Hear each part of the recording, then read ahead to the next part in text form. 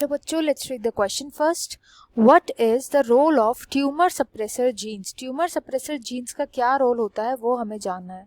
यहाँ पे की कॉन्सेप्ट यूज किया जाएगा tumour suppressor genes. Tumour suppressor jeans के बारे में बात करेंगे. सबसे पहले तो ट्यूमर होता क्या है. ट्यूमर तब होता है जब सेल्स अपनी ability to controllably divide, controlled way में जब सेल डिवाइड करती हैं तो ये सेल्स की एक एबिलिटी होती है, सेल्स का एक कैरेक्टर होता है, कंट्रोल डिवीजन होता है.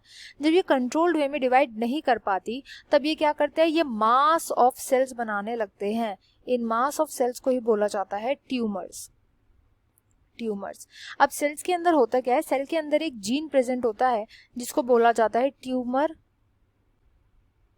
Suppressor gene.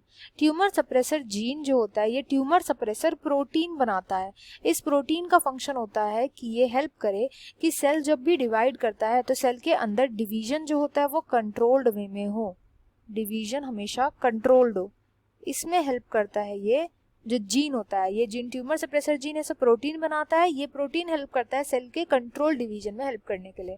अगर इस जीन के अंदर म्यूटेशन आ जाती है, इस म्यूटेशन की वजह से ही क्या होता है कि सेल ढंग से डिवाइड नहीं कर पाती, कंट्रोल वे में डिवाइड नहीं कर पाती, एंड इस म्यूटेशन की वजह से ही ट्यूमर अकर होते हैं.